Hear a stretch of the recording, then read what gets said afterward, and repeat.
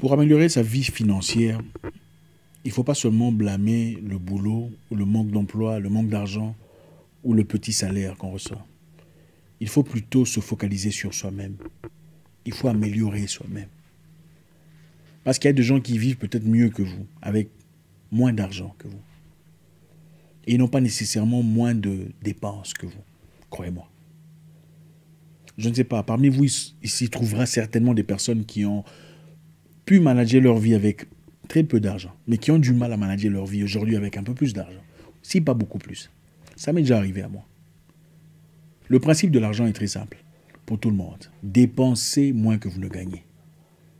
Si vous dépensez plus que vous ne gagnez, ou autant que vous gagnez, vous n'irez nulle part. Vous êtes en train de travailler comme esclave. Vous ne travaillez pas pour vivre, mais vous travaillez pour survivre. Si vous gagnez 100 $ par mois, et qu'à la fin du mois, vous dépensez 90, vous êtes en train de perdre. Vous êtes esclave. Si vous gagnez 100 $, et qu'à la fin du mois, vous dépensez 60 ou 70, vous êtes en train d'aller quelque part. Parce que vous avez quelque chose quelque part. Vous avez cette marge de quelques dollars. Le principe est simple. À la fin de chaque mois, vous devez transférer un peu d'argent du mois précédent.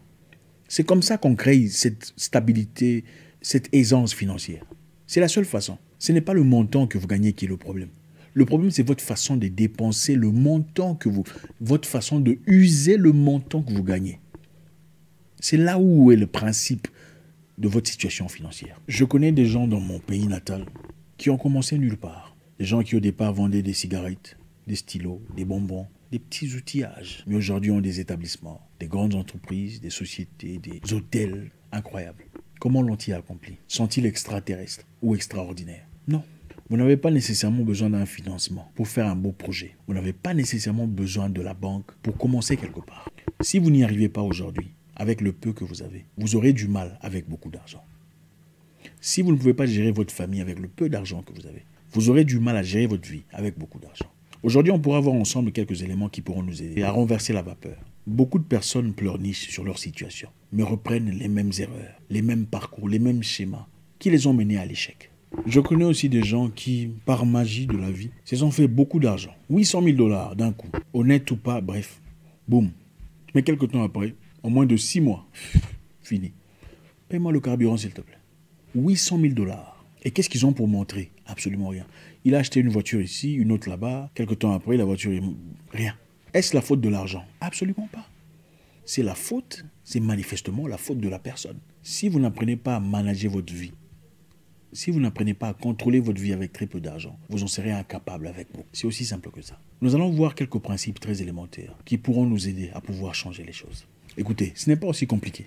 Si vous m'écoutez dans ce principe que je veux vous étaler, dans 6 mois, vous m'en parlerez. Si vous l'appliquez minutieusement, méticuleusement, vous le respectez, vous faites preuve de discipline, dans 6 mois, vous me direz. L'argent n'est pas une question de spiritualité. Même si Dieu donne de l'argent, il faut une science pour garder l'argent. Voilà pourquoi les gens vont à l'école pour ça. Il faut une science pour comprendre l'argent. Sinon, l'argent s'en va. D'abord, pour commencer, il faut faire un budget. Faites un budget pour tout. À la fin du mois, vous recevez votre salaire, prenez un bout de papier et écrivez.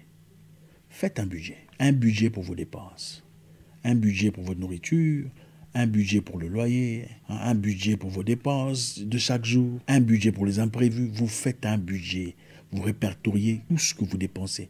Faites-le méticuleusement, même pendant un mois. Vous savez pourquoi? Ça vous aidera à voir plus clair sur où est-ce que vous dépensez votre argent. Vous est-il déjà arrivé de vous dire, mais mon Dieu, j'avais de l'argent ici, je ne comprends pas comment cet argent est fait. J'avais 500 €, j'avais... Peu importe. Mais je ne comprends pas en quoi j'ai dépensé cet argent. Bien sûr que vous ne comprenez pas. Parce que vous n'avez pas de budget. Ce n'est pas écrit nulle part. Beaucoup de gens, malheureusement, vivent aujourd'hui comme s'ils étaient riches. Un restaurant, chouah. Habillé, oh, j'aime le parfum, waouh. Ah, Gucci, sac, waouh. Mais après, se pose des questions pour comprendre comment est-ce que j'ai dépensé de l'argent. Faites un budget ce mois-ci. Écrivez sur papier. Nous sommes presque à la fin du mois, n'est-ce pas? Les gens seront payés d'ici là. Faites un budget. Écrivez sur papier tout ce que vous avez dépensé. Tous vos dépenses. Répertoriez tout ce qu'il y a. Le mois prochain, évaluez. J'ai dépensé autant sur ça. Ça vous aidera à voir plus clair sur votre situation financière. Pour bien gérer votre argent de manière très élémentaire, je vais vous encourager dans un principe très simple. 50, 30, 20. 50, 30, 20. C'est-à-dire 50% de votre salaire, 30% de votre salaire et 20% de votre salaire. Qu'est-ce qui va se passer avec ça? 50, 30, 20. 50% de votre salaire sera dépensé dans les besoins essentiels journaliers ou mensuels. Vous mettez de côté. 30% de votre salaire sera dépensé dans vos désirs, vos envies. Et 20% de votre salaire sera votre épargne. Ça, c'est l'argent que vous ne toucherez pas. 50% de votre salaire, les besoins essentiels de votre vie. C'est-à-dire 50% de votre salaire, c'est-à-dire le loyer, il faut payer la maison, les factures, il faut payer le courant, l'eau, les frais scolaires, les soins médicaux. Donc les choses les plus importantes de votre vie. L'être humain a plusieurs besoins. Il y a des besoins essentiels et des besoins non essentiels. Les besoins essentiels sont ces besoins qui sont importants, sine qua non, les besoins inévitables de votre vie. Écoutez, la plupart des gens vivent bien avec très peu d'argent, mais ont du mal à vivre avec beaucoup d'argent.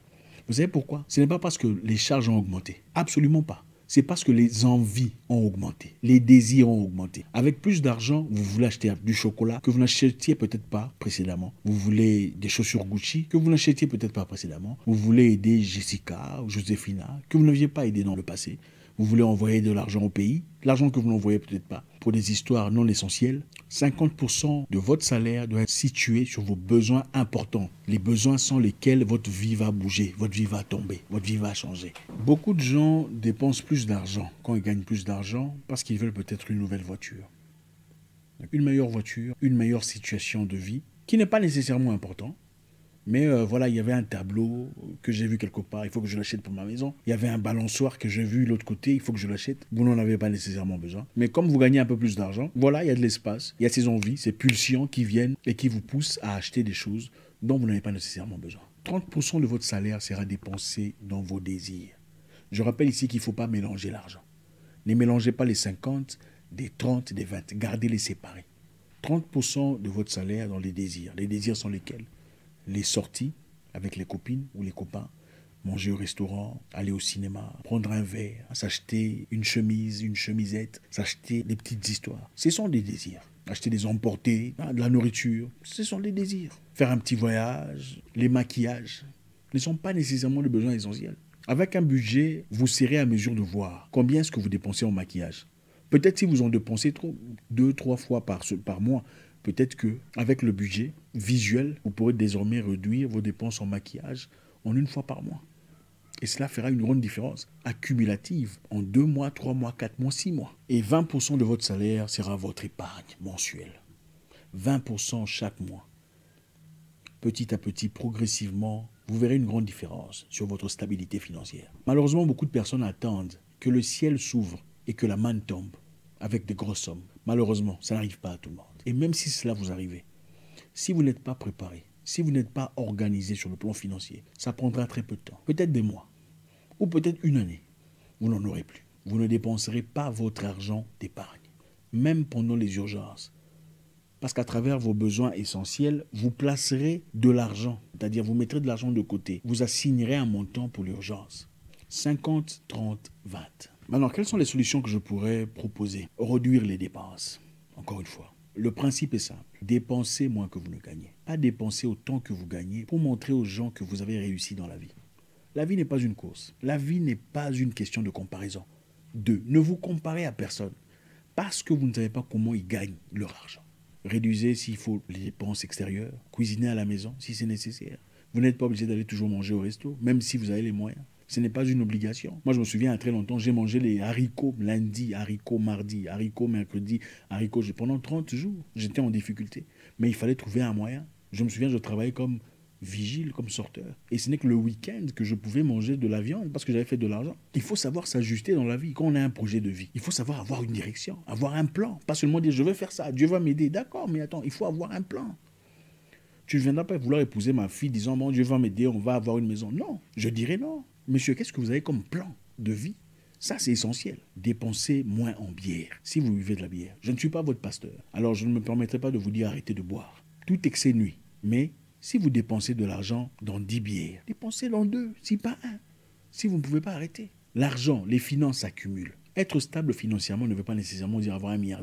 Ça veut aussi dire, bon, en cas de difficulté, de problème, on peut sortir de l'argent et payer. Si quelqu'un de la famille meurt, quelqu'un d'important, un parent ou un oncle, on n'est pas obligé d'aller demander de l'argent qui est demandé quelque part ailleurs pour faire des cotisations, pour faire des choses aussi intimes. C'est ça, avoir cette liberté, cette stabilité financière. Mais la seule façon d'y aboutir, si ce n'est pas à travers des jeux de hasard ou le loto, c'est accumuler progressivement de l'argent en épargnant, en réduisant les dépenses. Non, vous n'avez pas besoin d'un sac Gucci si vous êtes encore en difficulté financière ou vous vivez dans une maison où il y a à peine de l'eau chaude. Vous n'en avez pas besoin. La troisième chose, peut-être qu'il vous faut vous retirer de ces plateformes qui déclenchent certaines pulsions, telles que Instagram. Je connais une personne qui me disait à chaque fois que je vais sur Instagram et que je vois mes amis prendre du champagne, je vais aussi acheter du champagne pour mettre une photo. À chaque fois que je vois quelqu'un que je connais faire un voyage quelque part, moi aussi j'achète un billet, je ne peux pas rester en arrière, je dois acheter et faire quelque chose. Mais quelles en sont les finalités ? Incapable de progresser dans la vie. Parce qu'en réalité, il faut garder un standard, il faut que le monde dise que je suis aussi apte à faire ce qu'il faut. Évitez de vous exposer dans des activités qui vous poussent à dépenser ou des gens qui vous poussent à dépenser. Oui, il y a des gens qui viennent, ah mon cher, tu sais, il y a des habits, hein, on part voir. Eh mon cher, tu sais, il y a des chaussures, hein, on part voir. Eh mon cher, tel ou tel emmené des chaînettes, il y a des gens pareils qui vous poussent toujours dans une direction qui n'a pas été prévue. Peut-être qu'il vous faut les éviter. Vous n'êtes pas obligé d'acheter tous les produits qui se présentent, tous les make-up. Vous n'êtes pas obligé de vous procurer tout ce qu'il y a de sorti. Fenty est là, vous achetez. L'autre là, L'Oréal est là. Vous n'avez peut-être pas besoin de tout ça. C'est vrai que quelquefois, il ne faut pas se priver, hein. Il ne faut pas vivre comme un esclave. Il faut se faire du bien. Mais si votre vie n'est basée que sur « on va acheter ça, je vais acheter ça », qui peut-on blâmer quand on vit dans la sécheresse financière ? Soi-même.